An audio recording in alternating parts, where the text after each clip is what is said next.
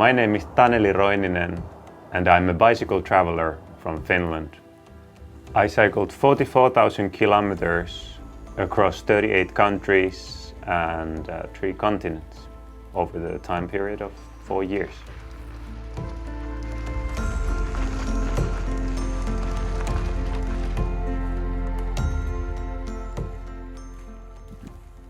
Initially, it was the climate crisis that made the decision to travel by bicycle rather easy. How else could you travel long distances sustainably? Also, I wanted to try bicycle touring because I like traveling as well as camping, and it seemed to be bringing the two together. It turned out it's a fantastic way to travel and enjoy nature. It's such a great speed to travel as I'm fast enough to cross continents but slow enough to stop to chat with locals and soak in every view as well. The more I traveled, the more I saw how little there was untouched nature left. Therefore, my mission came to find these patches and corridors of natural beauty and link them into continuous lines across countries. Before my trip, the word bikepacking was fairly unknown. In 2016 though, when I looked into updating my carrying system, it certainly wasn't anymore.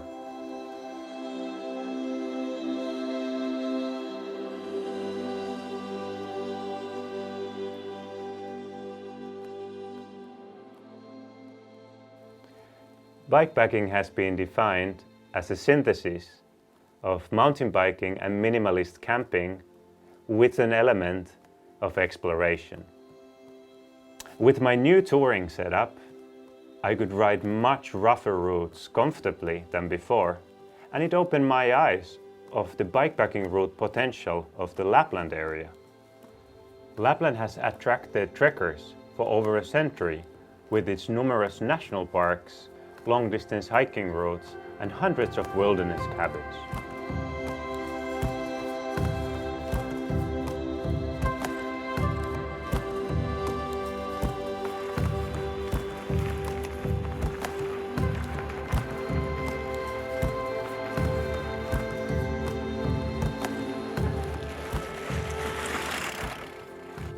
The dream had been to make a 1,500 kilometer continuous loop connecting the wilderness areas and national parks of the Great North. I wanted to find the most scenic route with the best quality riding, with great camp spot and occasional services on the way.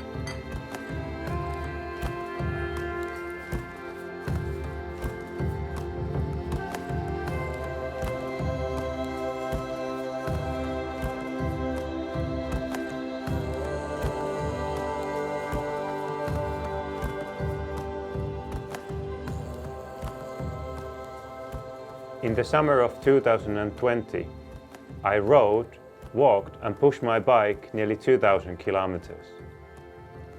Sometimes I found myself knee-deep in a swamp or wading through rivers too deep to my liking, and sometimes there were no bloody trail at all.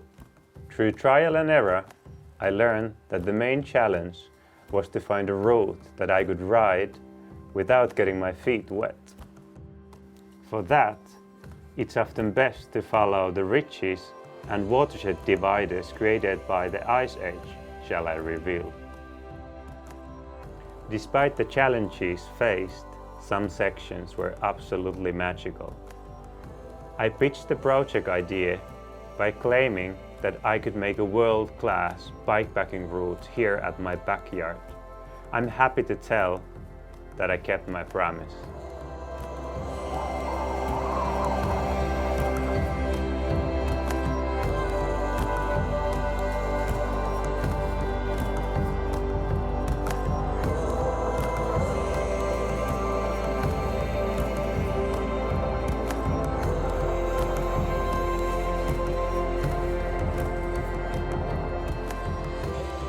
The idea of the fully closed loop went out of the window when I sort of got lost at the three-country can of Finland, Norway and Russia. Not a good sign of a good bicycle touring route.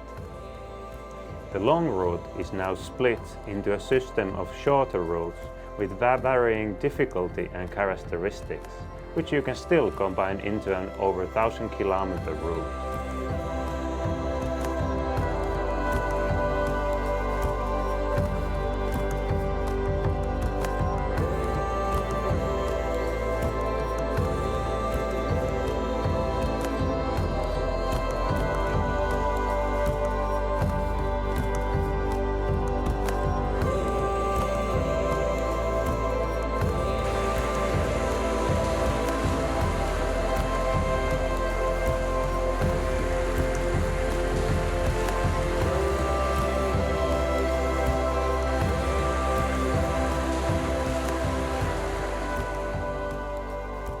Some of the routes can be challenging and they require sufficient planning, fitness and preparation to ride them safely and to get the most out of them.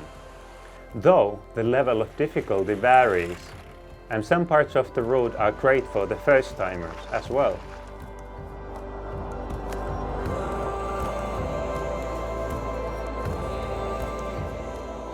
Food-wise, you usually get away with just a few days' rations and high-quality water is everywhere.